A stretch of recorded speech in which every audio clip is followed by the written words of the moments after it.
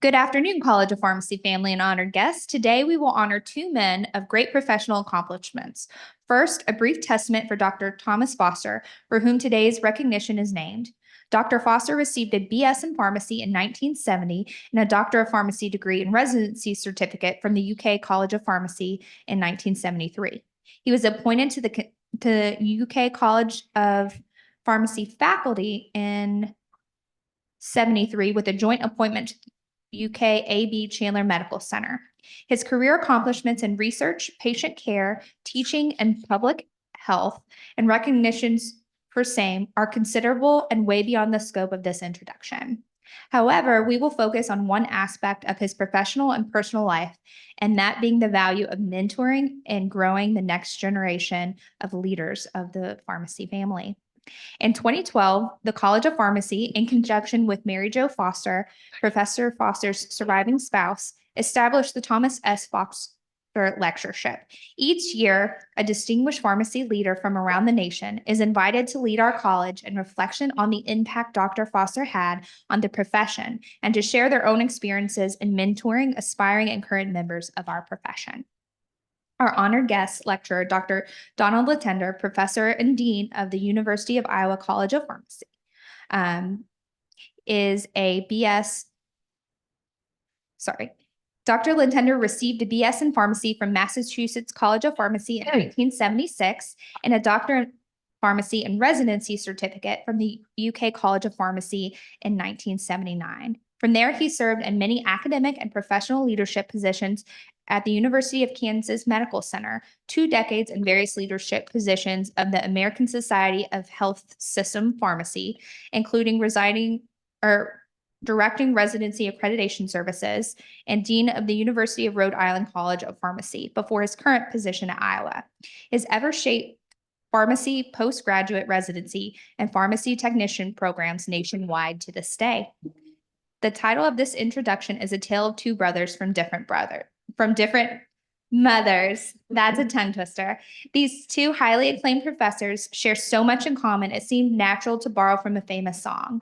On a personal level, they both share being the most positive, forward-looking, energetic, and passionate individuals. Ask Dr. Foster and Dr. Letendre how he was doing today, and you would get a response of, "I'm living the dream." Their life philosophy was to have a positive impact on everything they did. There is one specific recognition that they both received, and that is most relevant today, was having received the Paul F. Parker Award. The award from the American College of Clinical Pharmacy is in recognition for sustained contributions for development of pharmacy leaders. Two brothers from a different mother represents those special individuals that came into your life and became as close to you as family. These two brothers, Dr. Foster's and Letendre, share the same bond and belief system that can never be broken and is imparted onto those with whom they come in contact. Please welcome Dr. Donald E. Letendre as our guest to present the Thomas S. Foster Lecture. Yeah. Thank you, Jessica. Can you hear me okay in the back? We good? Maybe even too loud. I don't know. If it is, then I'll just shut this thing off and I can just try to project without it. Well, goodness gracious, daggone Dan there, he nearly brought me to tears with those very kind words. And I want to start out by acknowledging the efforts of Jessica Rukavina, who's done so much. She is the college's development individual and did so much of the work behind the scenes in helping to prepare for today. So Jessica, thank you very, very much.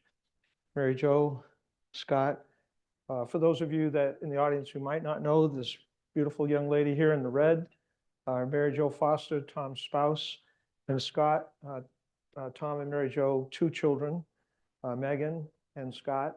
Megan can't be here today, but Scott is not only Tom and Mary Jo's son, but he's also a graduate of this program.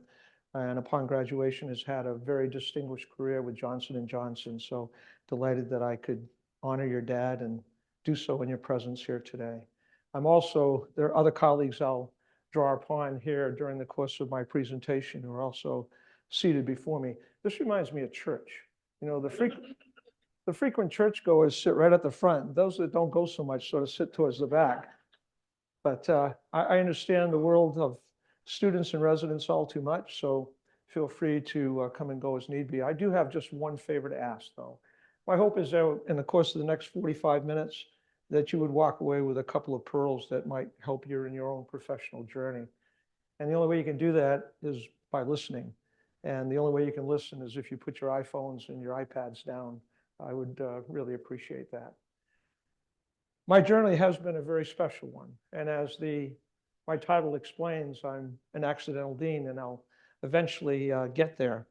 But I'd like to start out by focusing first and foremost on the individual for whom this award is named. Oops. It was working a minute ago. Son of a gun. We have a little, Bob, I don't know why this isn't working. Ah.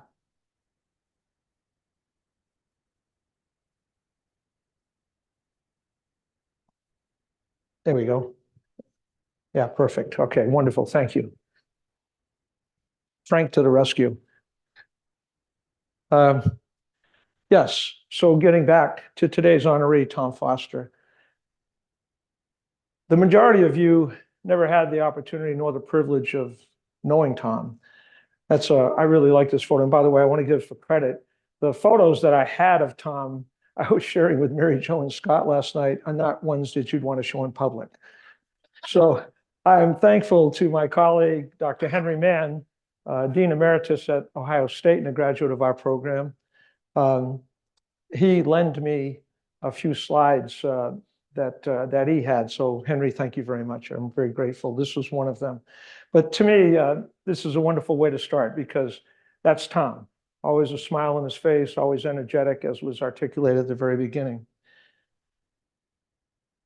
Coming from Buffalo, Tom joined UK, and he was part of the residency class that finished in 1973.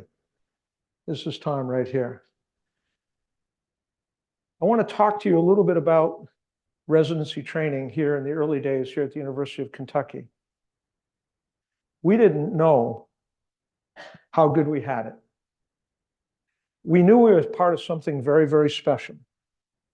The concept of clinical pharmacy was a foreign one, certainly to our profession and to health professions broadly. But because of the vision of one man, Dr. Parker, whom I'll speak about more as we go along in the presentation, Dr. Parker had a vision of integrating pharmacists in healthcare delivery and education unlike anyone before. As a result, Dr. Parker was singularly responsible for creating the PharmD program here at Kentucky and the residency training program. Well, clinical faculty in pharmacy did not exist then. It's not like you could go to another institution and hire a faculty member. Paul had to create his own.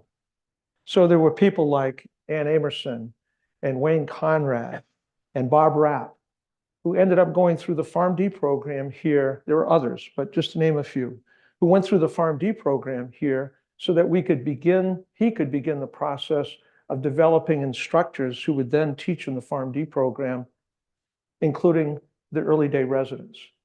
And then several of those residents, including Tom, then graduated from the program and became faculty themselves. So by the time I came along in 1976, Tom was a faculty member, a very dear friend of Tom's. Tom was R13. We're up to what, R500 and something now, I believe. The residents in here are R500 and what? 600 something. Holy moly. Okay, so Tom was R13. A guy named Kurt Johnson was R25. Kurt and Tom were very, very close friends. And they joined the faculty. So when I came here, you had Tom Foster. You had Kurt Johnson. You had Ann Amerson in drug information. And by the way, the Drug Information Center here at the University of Iowa was the first one in the nation, i.e. the first one in the world. Unit dose and IV admixtures, which were tested concepts in Arkansas and Iowa by virtue of federal grant in the 1960s, they were tested. For the first time in our profession's history, unit dose and IV admixtures became part of the conceptual framework for building a brand new health science center here at the University of Kentucky. So those students that went through in the late 60s and early 70s, even those BS students like Bill Bird, like Henry Mann, who graduated from here, like Ken Record, folks that graduated from here, they witnessed things that no one else in pharmacy was witnessing. And sure as heck in Massachusetts, that was certainly the case for me. So the bottom line is that by developing the program, started out with 2 residents per year, then they went to 4, then they went to 8. So you'll see if you do your math there quickly, 16. And by the time I became a resident, we had 12 per year. In my senior year, my 3rd year of residency training, I was appointed chief resident. And we actually had 37 that year because we had 12 per year. And then we added an international fellow, a guy named Ernest Dean Martin, who joined us all the way from Adelaide, Australia. And as Paul was working to expand clinical pharmacy, not only here in the United States, but across the globe. Oh, I guess it freezes up. If I go too long, is that right, Frank? Does it freeze up on me? I'll try to go quicker with my slides.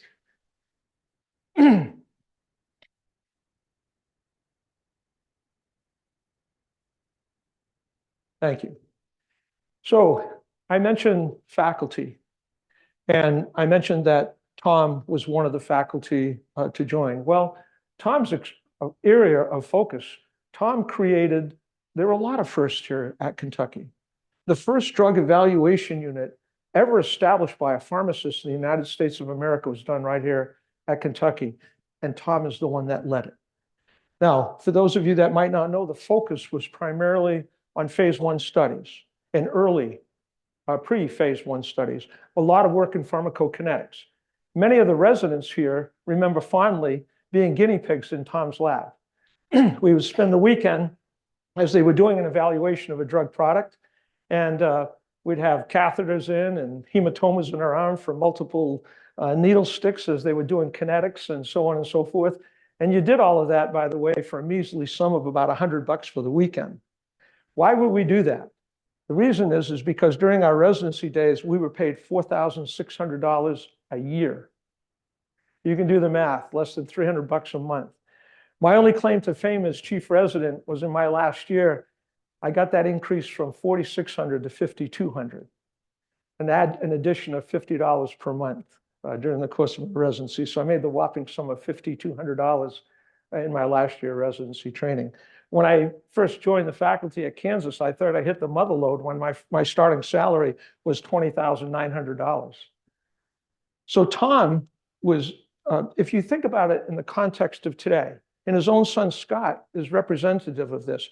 At that point in time, anything associated with drug evaluation, that was all done by physicians, largely MD PhDs. Tom pushed the envelope.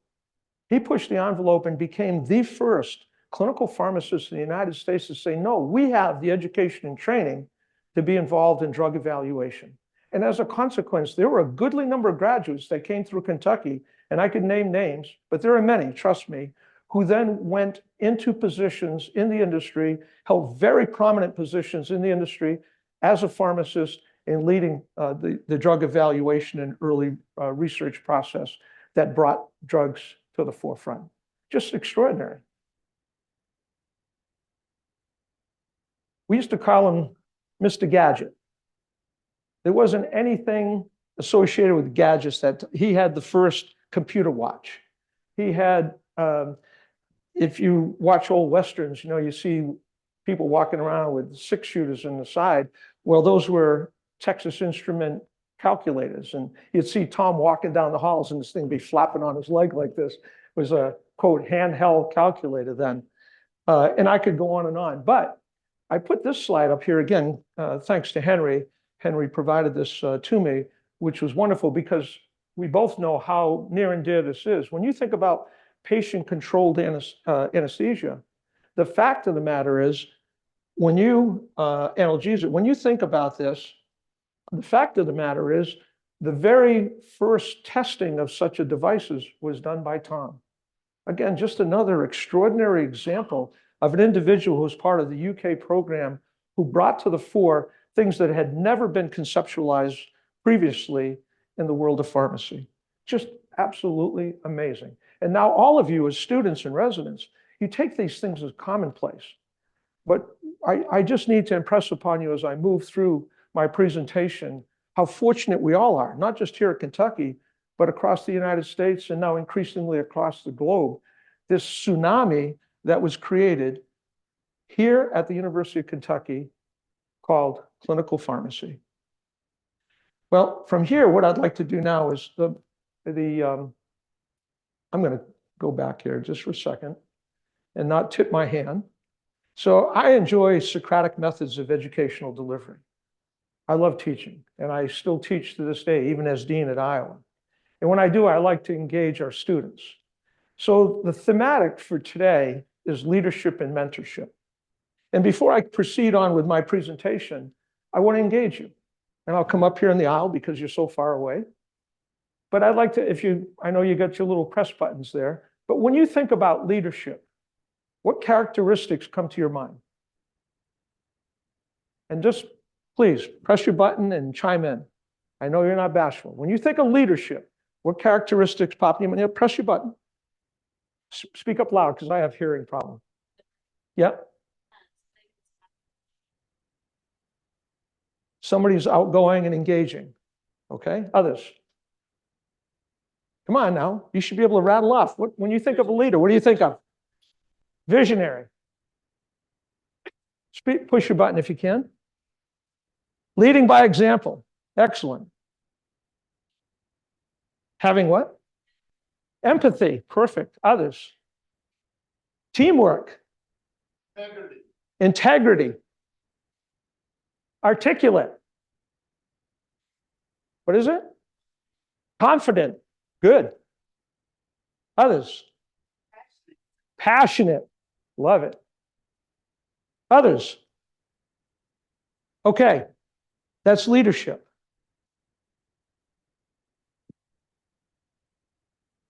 Oh, there we go, Frank. There we go.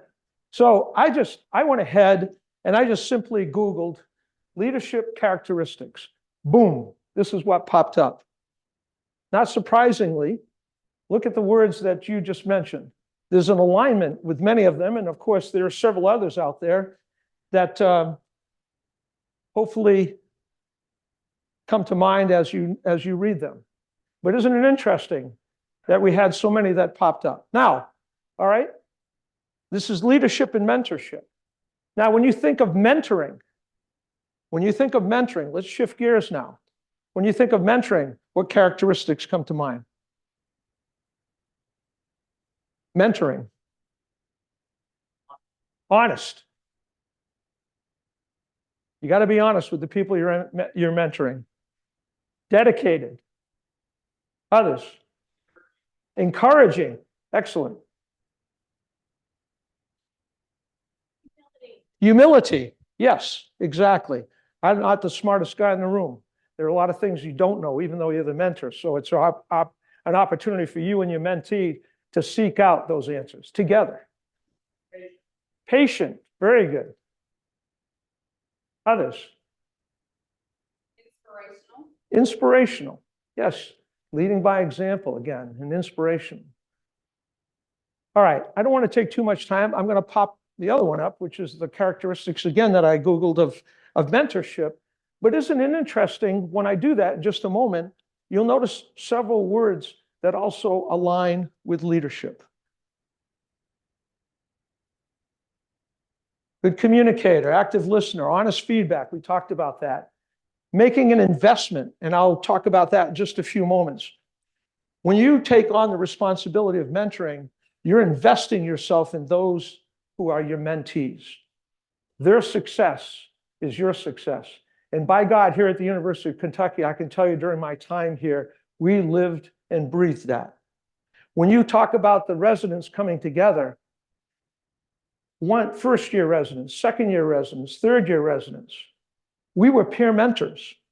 You look to the second and the third-year residents to help guide you. That was really important. We studied hard, we worked hard, We learned about patient care together. We learned about drug delivery together. We learned all of those things, but in areas where we were deficient, we were not reluctant to reach out to our peers and say, look, I don't know this very well. One of my areas in which I had strength was cardiology, but I was weak in oncology. So I wasn't afraid to reach out to my colleagues who had a strength in oncology to help me when we went through those particular areas of study. So I had both the mentors, like the Tom Fosters of the world, the Kurt Johnsons of the world, the Paul Parkers of the world, but I also had my peer mentors. And that was an extraordinarily enriching part of our program. So this program benefited greatly from both leadership and mentoring. Now what I'd like to do is I'd like to just move on and share with you a little bit about my personal journey. And as I do that, as I speak about various aspects of my journey, I ask you to reflect on some of the words that we just talked about regarding leadership and mentorship. My wife, Louise, who's sitting right here, she's been my girlfriend for 54 years. I have a little hint especially for the gentlemen in the audience. Our first date was January 9th, 1970. Remember your first date. You'll win big prizes later on if you do. So we've been married for over 48 years, and we've been blessed with 4 children and now 11 grandchildren. Louise and I met in high school. As I was sharing last night over dinner, we met in chemistry, and then there was chemistry. Growing up in a very large family, my mom and dad, Louise's mom and dad, were all of French-Canadian descent, settled in southeastern Massachusetts. And that's how it came to be that we ended up going to the same high school together. Well, during our high school years, prior to our high school years, growing up in a small town, not unlike small town Kentucky, 2,500 people, we had 1 pharmacy in our town. I'm the eldest of the 8. Louise is number 9 of 11. Between us, we have 56 nieces and nephews, 54 of whom are still alive. I can name all 56. We have well over 120 great nieces and nephews. I just call them buddy and sweetheart. So I can't keep track of what their names are.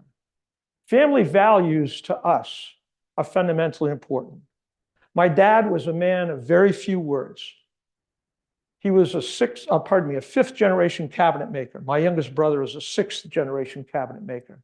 My memories of my dad are all centered around the workshop, going in there and the lathes going and the saws going and sawdust everywhere. My earliest memories of working with my dad and my grandfather, by the way, is sweeping the floor, putting sawdust in one place and the shavings in another. The shavings went to a local pet store. Family values were important. Dad taught certain things like respect, common courtesies, and the importance of good manners. When I think about that, for example, holding the door for women, whether it was a car door or the door as you walked in and out. When we went to church, as the eldest, I was instructed very clearly that I'm the last one to get in the pew. All the children get in, mom gets in, then I enter into the pew. But as the eldest, I need to do that. That's really important. Those little things, how to shake hands. I remember my dad telling me, no, none of this fishy stuff. I do this with our students, by the way. None of this fishy stuff. Whatever this piece of anatomy is right here needs to touch your piece of anatomy right there when you shake hands. And think about it, especially from a student and resident standpoint, when you interview, think about the confidence we talked about confidence just a moment ago. Think about the confidence that you convey when you shake hands with somebody and you look them in the eye. My dad used to hit me in the chin. Look me in the eye. When you shake hands, look me in the eye. Those little things, they started when I was 7, 8 years old. And now I'm in my 70s, and they still resonate with me today. My dad used to say, God gave you 2 ears and 1 mouth for a reason. And think about this in terms of mentorship. So you would listen twice as much as you speak. And then one other message I wanted to just leave. I could go on, but Dad didn't talk very much. He was very reserved. But when he spoke, for a guy that had a 6th grade education, he was quite a smart man, quite philosophical in his own way. We were at a home that was built in 1860 in Marion, Massachusetts, which is an affluent town about 2 or 3 towns over from where we lived. Ours wasn't so. Our town comprised largely blue-collar workers like my dad. But the craftsmen were in our town, like my dad.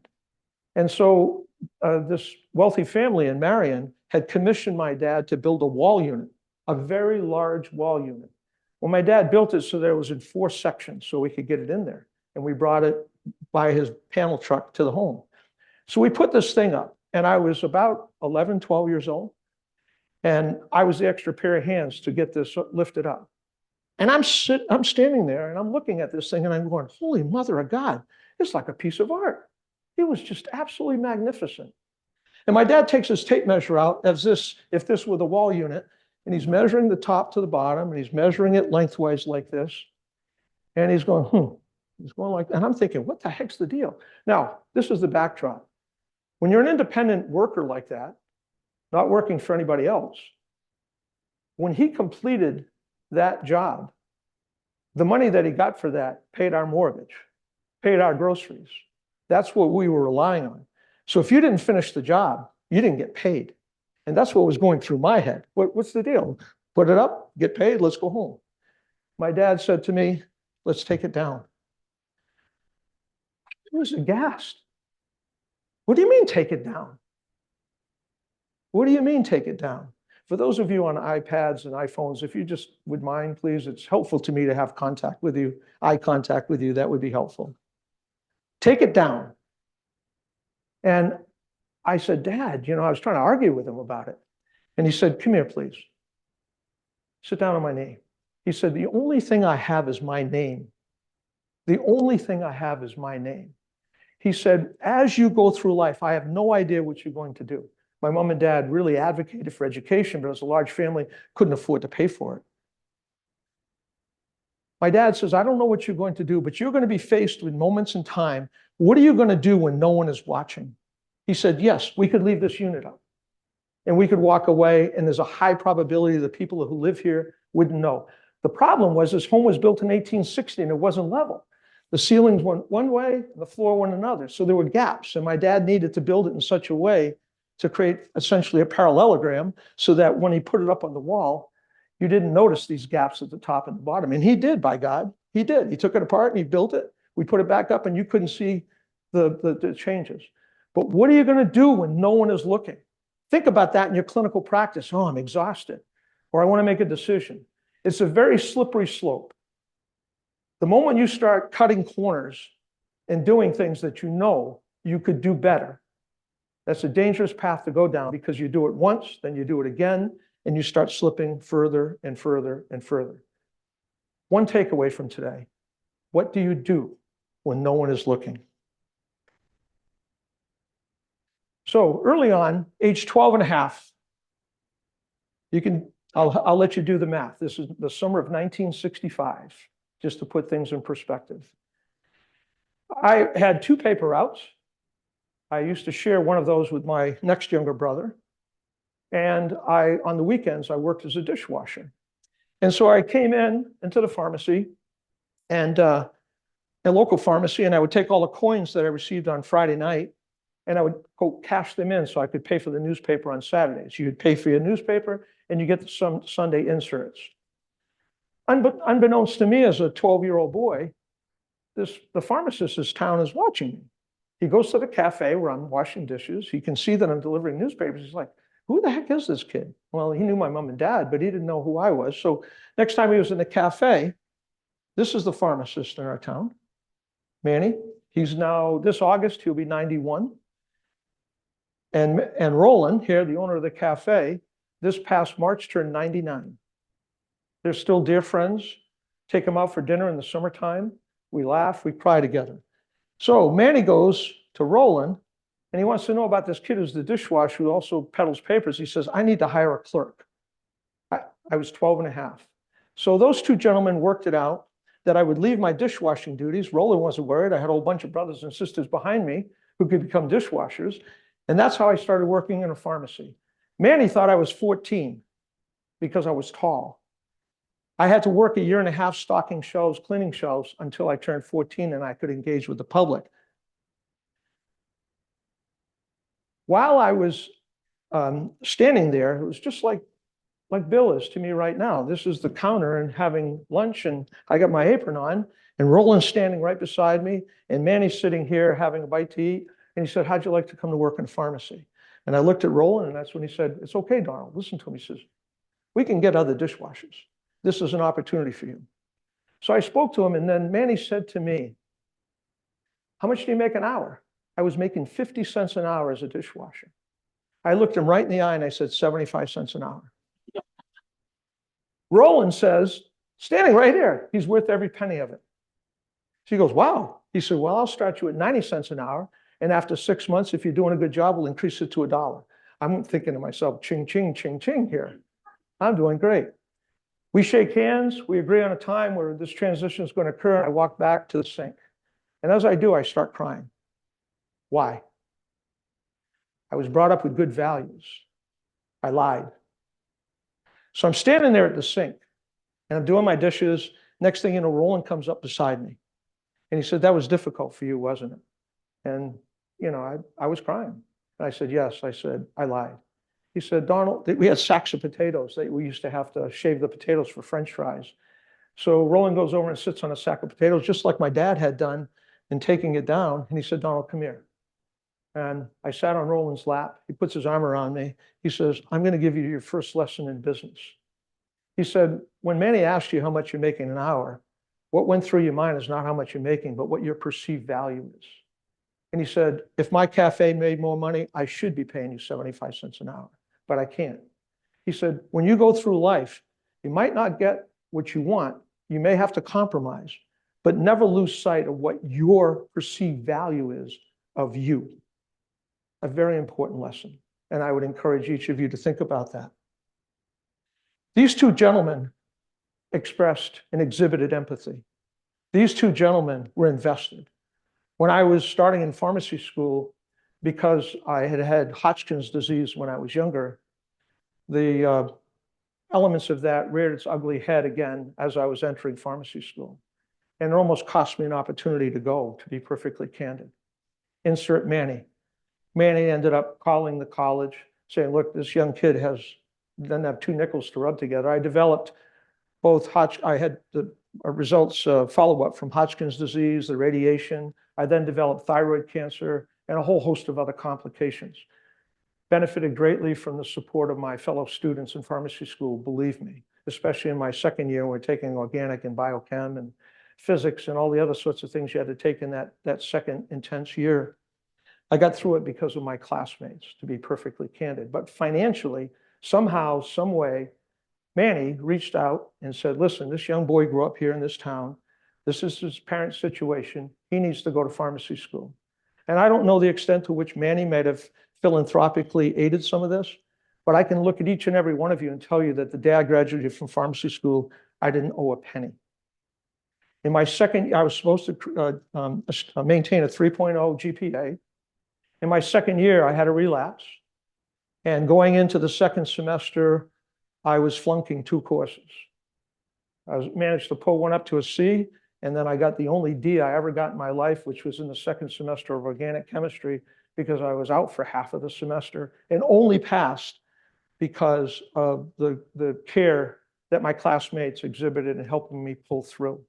My GPA went below a 3.0 that one semester.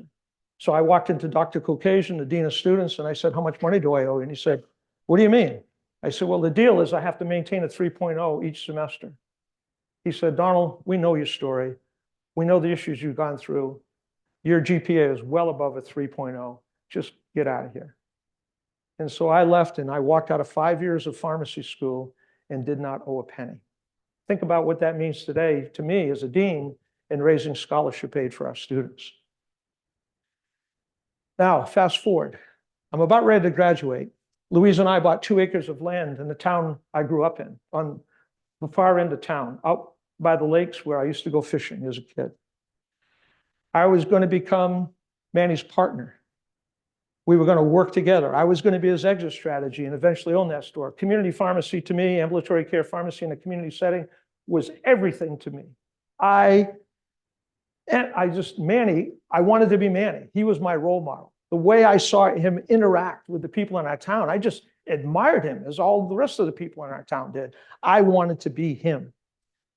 So here I am in my last year of pharmacy school. Louise and I are newly married, and I'm about ready to embark on this new world, working with Manny. And one of Louise's cousins comes to town who I had never met. And so he was visiting with her dad. Her dad called up Louise and said, "Where's Don?"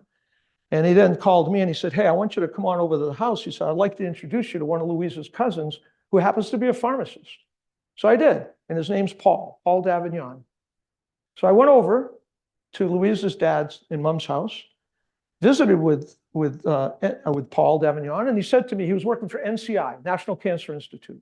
And I went, wow, he's a member of the Public Health Service and was doing some things that I didn't know pharmacists could do.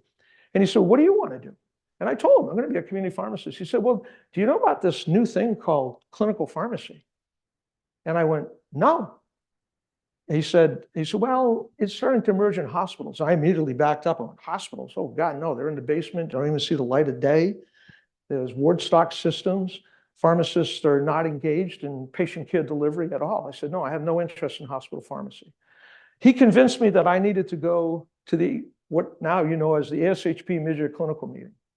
Now, back then, there were roughly 1,000 people that attended that meeting. And what is it now? Maybe 18, 20,000 people, maybe more than that. But about 1,000 people, and it was held at the Hilton in Washington, D.C. So at Paul's behest, Louise and I scraped the money together, and I went to D.C. While I was there, Paul got me into the SHP meeting. I didn't have enough money for the registration, but he assured me that if I went, he would get me in. And they had passes because of the NCI team. So I went in. Well, I attended a number of lectures during the course of the time. I thought it was great. And as I'm walking out, because I'm going to be meeting Paul in a couple of hours, I'm finished now. There was nothing else that was interesting. So I'm just walking around. And I happen to go down this corridor, honest to God.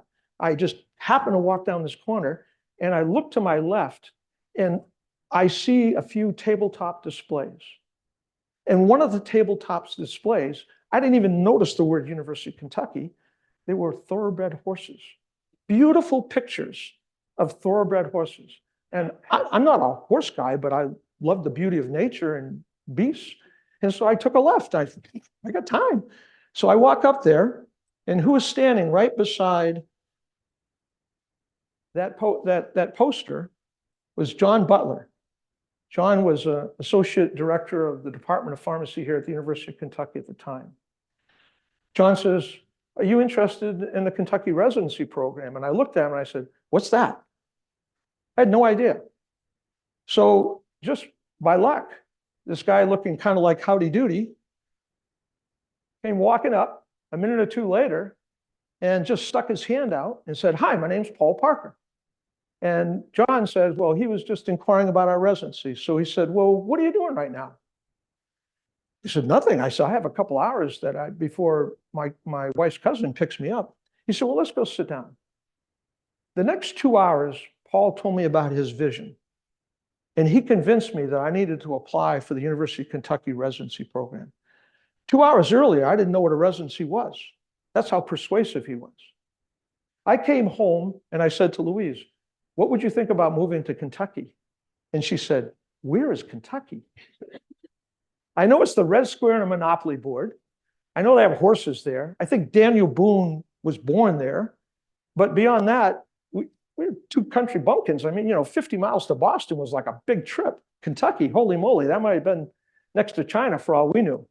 We knew it was in the United States, but we knew it was far away. Well, I ended up coming to Kentucky, and I want to just backtrack for just a moment. What was I going to do? I was going to be the partner of the community pharmacist who had helped shepherd me for the previous 12 years of my life. You can imagine how difficult that conversation was. But in the true spirit of mentoring, what was Manny's advice to me? He said, "Donald, follow your heart, follow your dreams. If this is what you think is best for you, then I'm not going to stand in your way. In fact, I'm going to try to help you get there." Just consummate mentor in that regard. I want to tell you a quick story about John Butler, if I might, because this actually plays itself out in things I do now as a dean. Earlier, I talked about soft skill development, shaking hands, eye contact, so on and so forth. For a good number of years now, it started when I was dean at the University of Rhode Island, and now in the last almost 17 years, that I've been doing at Iowa, each year we host an etiquette dinner. I raised the funds for an etiquette dinner. And the reason I did that was I viewed that students' dining habits were atrocious. Used to fast food eating. And so instructing our students that during the course of dining, you're interviewing, you're conveying who you are. And it's really important as a part of soft skill development that you know how to eat and do so in a way that portrays you in a very professional fashion. So we have an etiquette dinner at Iowa. When I was a resident here and chief resident my third year, as chief resident on Fridays, you had the privilege of going out with Paul and John and Bob Rapp and people like that. And one of the local companies here would host a luncheon. Well, I'm sitting right next to John, and as we exit, John said, Don, he says, I want to take you to lunch. So John took me, I'm a third-year resident, he took me to lunch, and he says, I need to help you with your dining habits. I knew about a fork and a knife. I knew about not eating with my mouth open. I knew about not talking while you're eating, listening. Those things were instilled in us during our childhood days. But the rest of the utensils and what do you do with tomatoes and what do you do with all these other utensils? I had no clue. John took me to lunch at a fancy restaurant so that I could learn. And he's a blue blood Virginian. That's the reason why this picture was taken in 2017. Joe DePero, another graduate of our program, my little brother in the Kentucky program, by the way. John is a graduate of MCV, and that's why that photo was taken. It was a reunion. And I'm so happy to have that picture. But John took the time to explain to me, and forever and a day, when we host that etiquette dinner, I always think of John Butler, because that's where it started, and making me understand that my engagement with people on a professional basis, that even while I'm dining, that's important. Now, another powerful lesson from my father and why I decided to come to Kentucky. One of the things that my dad always said, and this will resonate in a couple more comments I'll make before I close, opportunity. My dad says, you know, Donald, when you're growing up, he said, opportunities will present themselves. He said, most people walk away from opportunity. And he said, do you know why? No, Dad, I don't. He said, because it's dressed in overalls and looks like work. That thought kept going through my mind. Here's Paul Parker. I want you to take a chance. You're in your comfort zone. You're going to be in the same town you grew up in. You're going to work in the local community pharmacy. I want you to take a chance and go to Kentucky and do something entirely new, something you know nothing about, on a leap of faith, really. Opportunity. That kept eating at me as I was contemplating what our next step should be. I'll quickly go through some of my journey here. When I left Kentucky, I joined the University of Kansas, and much to Paul's chagrin, by the way, because then at those times you could tell people's philosophies. If you came from Ohio State, Cliff Lashley, if you went to Wisconsin, Dave Zills, people of that ilk, there was a heavy focus in their residencies on drug delivery. So unit dose IV admixtures, that was at the core. Kentucky's program was the only one at that time that focused on clinical pharmacy practice. So here I am leaving a clinically focused program and going to one that's focused on drug distribution and delivery. And Paul's like, that's where clinicians go to die. No, I don't want you to go there. I said, Paul, at some point, we got to blend these things together. They're both important. You make it work here at Kentucky, we got to begin that process of integrating drug delivery systems and people who are well-trained clinically. So much to Paul's chagrin, I went, and it turned out well. And what's one of the first things I did that I learned, in part through Tom, was I realized early on that we had investigational drugs all around KU Med Center, and none of it was controlled by pharmacy. Controlled independently by physicians and nurses and others. And oh my God, the record keeping and everything, it was a nightmare. So I began a process of working with administration at the Health Science Center, physicians, and so on and so forth. And we all agreed that we needed to create a drug unit. And so as a part of what we did there, we created the investigational drug unit at Kansas. And I'm very proud to say that it continues to this day. And that started in 1979. just as I finished up over here. One of the first things I did there. And what you see there, this is Harold Godwin, who was the director of pharmacy, by the way, at the time. I pulled a leadership team in, and this was one of our residents right here. I pulled a leadership team in, and on the weekends, we began cataloging investigational drugs, and that's what we were doing here. From there, I spent several years at Kansas, and then because of the success we had there, mind you, in 1979, ACCP was formed, the American College of Clinical Pharmacy. 25 signatories. One of them was Tom Foster. And in fact, a handful of the 25, a good handful, are all graduates of the UK program. They're the founding individuals of the American College of Clinical Pharmacy, the one that now bears Paul Parker's name as the pinnacle award of that association that Jessica mentioned early on.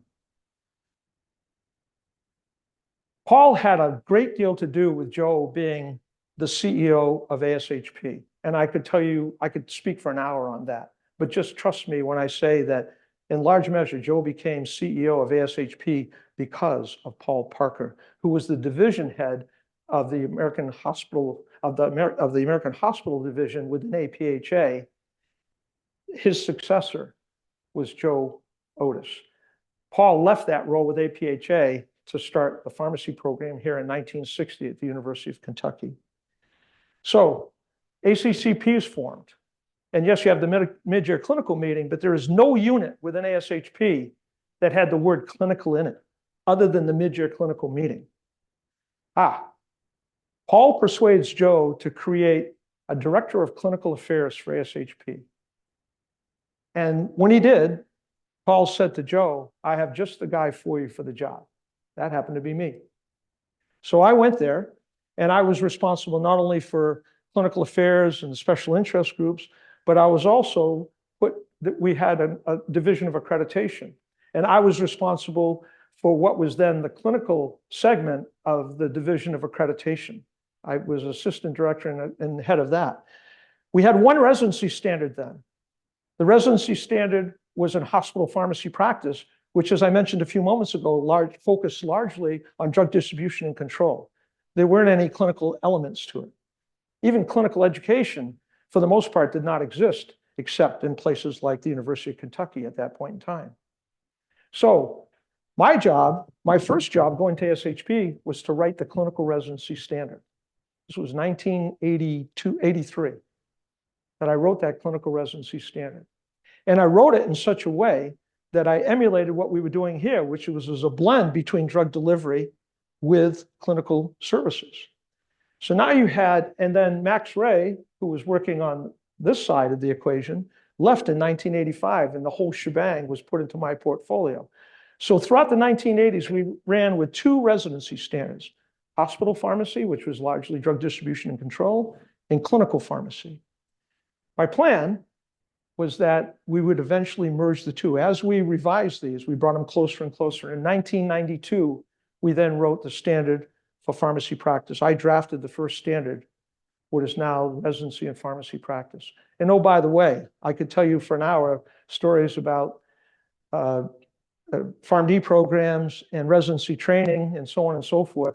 I coined the terms PGY1 and PGY2 during that process to help differentiate that these were programs, postgraduate programs, not to be confused with clinical education you were taking as a part of entry-level PharmD programs like they had at UCSF, for example, in California, which integrated that. But having clinical rotations in your last year was not equivalent to residency training, hence postgraduate year training. So it was great. Joe just said, Don, build it. And that's when I learned that I really enjoyed building things. So Paul's idea was that I would go there for about 3 to 5 years. I stayed 19 plus. So now, and by the way, Paul retired in 1984. Paul retired in 1984 from UK. I started working in 83, end of 82 with ASHP. I needed help in building these residency programs. There were only 52 at the time. When I left 19 years later, there were over 900. I needed to help grow these residency. There were no specialty programs. We grew those as well, community-based residency programs. Started the technician training programs, so we had a technical core of personnel to help so pharmacists could do clinical things. All of that during that 19-year span. I hired Paul Parker in 1985. So now my mentor, he used to call me up and call me boss. Hey, boss, this is my mentor. This is a guy I loved. He'd call me up and he'd say, hey, boss, he'd tell me what he wanted to tell me. And then he'd just say, okay, bye. And he'd hang up. That was magical. Paul and I worked together for 10 years in accreditation as a part of his post-retirement plan. So that became a very, very magical part of my journey. Okay, I want to bring this to a close here. That then led to getting a call at ASHP, and the University of Rhode Island said, I would like you to consider, we've been talking, and we'd like you to consider applying for our deanship. I started laughing. I said, who the hell wants to be a dean? I said, and this is great for the faculty who are here, managing faculty is like herding cats. I said, no, I don't want to do that. I'm really happy. I'm a member of the senior leadership team here at ASHP, and opportunity. And with the encouragement of Louise and our daughter Allison and little dad on my shoulder talking about opportunity, again, I took a leap of faith and ultimately became dean at Rhode Island. That's why I've said that I was an accidental dean. It's not something I ever pursued. It's not something I ever went after. It just happened. And I was convinced that I should apply for the deanship. Now I can look you in the eye as students and residents and tell you that the last 24 years, 7 at URI and now 17 at Iowa, have been the most fulfilling of my life. Witnessing the realization of your joy, your hopes and dreams as students and residents means everything to me, just as it did for the Tom Fosters and the Paul Parkers and the others who helped us. They wanted to see us fulfill our hopes and dreams. So yes, when you start talking, as was mentioned earlier, about standing on the shoulders of giants, I stood on the shoulders of giants. And in my mind, Roland Castonguay, who owned that cafe, is one of those giants, and Manny Lehman, and Tom Foster, and Kurt Johnson, and Paul Parker.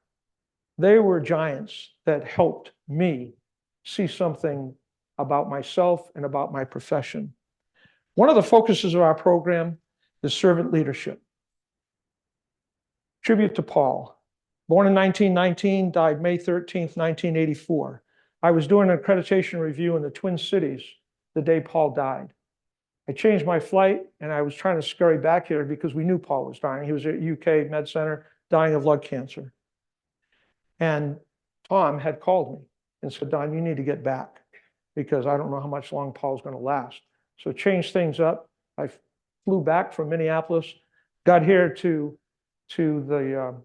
Lexington. And as I was coming down the escalator, who's standing at the bottom of the escalator but Tom Foster? And he's got this forlorn look on his face. And he said, Don, you're too late. He died about an hour ago. We stood there, we hugged, we both cried. That, I'll never forget that. I'm so thankful Tom came out personally to greet me at the airport so that he could tell me in person of Paul's passing. I love the man. We both love the man. And all of you can be thankful, as is the rest of the United States and now increasingly more parts of the world, because of the vision that this man had in creating this new concept called clinical pharmacy practice. I'm not going to spend a lot of time on that, but people like Jim DeLucio and Charlie Wanton went on to Texas and created what we call UK South. Others went west to UMKC, so we call that UK West, and so on and so forth. His philosophy and shift in residency training and patient care delivery has changed the world of pharmacy and team-based care. The global acceptance of pharmacy is extraordinary. And when you think that that started right here in Lexington, Kentucky, I cannot stress that enough. Oops. We enjoyed fellowship during the course of our time. And the year Paul retired, we had a big party for him. And this is an example here. Here you got Tom Foster over here.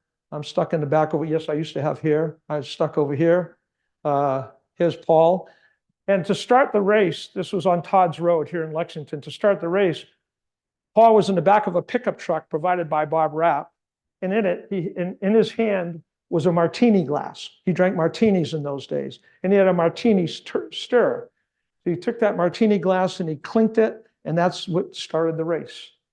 So we called it Run for the Martini. And you can't really see it here in the pictures, but all the shirts we have on, those tan shirts that we all have, shows it's called the Run for the Martini. And there are a bunch of other notables in here, including Henry Mann. Henry is right there.